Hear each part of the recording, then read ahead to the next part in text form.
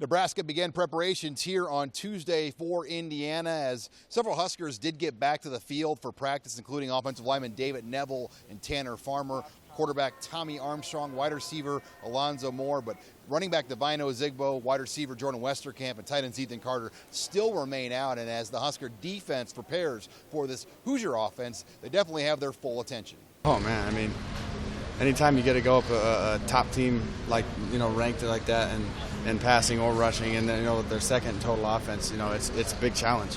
Every week's a big challenge, but this team, looking on film, it's just, that they've showed that they're a good team and they can beat anybody on any given day. I mean, they played Ohio State, really tough, and they had every chance in the world to win. So it's going to be a challenge, but we're excited and we're up to it. They're a tough team. You can tell that they're mentally and physically prepared always. They're a big body team. The quarterback's a big guy. Like to run the ball a lot. The quarterback can throw the ball real well, and they got good guys on the outside. So, this is going to be a test for our whole defense. Stopping the run. We've had some struggles with that a little bit, and that's one thing we got to get back to doing, stopping the run. And right now, Indiana's up there in the Big Ten for pass or whatever. So, it's a tough challenge for the DBs too. I think we're going to have to play good to play against Indiana. Yeah. I think they're good passing offense. I think Coach Wilson does a great job with those guys offensively. He always has, even when he was at Oklahoma. So we just got to continue to be good with our feet, to be good with our hands, and try to get some ball production. However, one of the more interesting things that defensive coordinator Mark Banker shared about Indiana, he said the Hoosiers have a real reputation around the coaching fraternity for stealing opponents' defensive signals. I think what he does is he manages the game well. Everything is called for him basically from the box. What I know about him personally is the fact that they do whatever they can to steal defensive signals. So they work at it real hard. So they're going to get your signals, and if they don't get them before the game, they get them during the snap, and then they actually call the play at the line of scrimmage. That's not anything different or new. It's just something that I think they really hone in on, and they try to get into the perfect run or the perfect pass to beat your front and to beat your perimeter cover down. When linebackers coach Trent Bray talked more about this Indiana offense, he compared them to Oregon from this past year and even a team like Arizona State, who this staff has a lot of familiarity with. He said one of the things you have to be aware of is their play fakes and how they can get you sucked up inside and turn a run play into a pass call. Oh, it will, and it does, because it's a called run play. And so they're run blocking, and it's a read for the quarterback.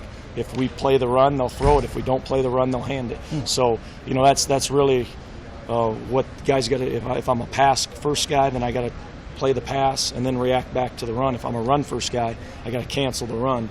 And so it's really responsibility. Secondary coach Brian Stewart also has some good familiarity with Kevin Wilson's offense because he once worked under Kevin Sumlin, who was a coach with Wilson at Oklahoma. I've been around that offense for quite a bit. When I first got back into college football, that was the offense we ran at University of Houston. So it's the same thing.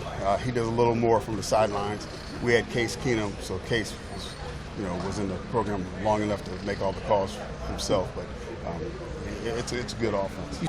And finally, Nebraska goes into Saturday's game in the top 10 for the first time since the 2011 season. It's new territory for every single player and coach in this program right now. And it will be interesting just to see kind of how coaches and players handle that target they're going to carry on them starting Saturday.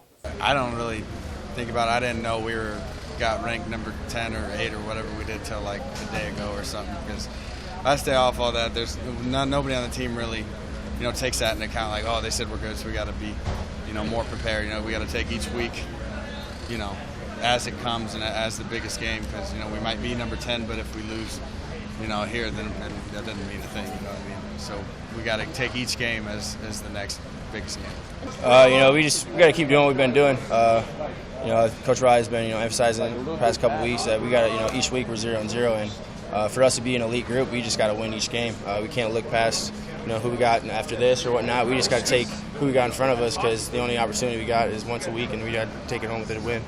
This will also be Nebraska's first trip ever to Indiana as a member of the Big Ten Conference, and several of the guys are excited to get their first taste of Bloomington. The Huskers will continue preparations for the Hoosiers on Wednesday. Reporting with the Nebraska football team here in Lincoln, I'm Sean Callahan of HuskerOnline.com.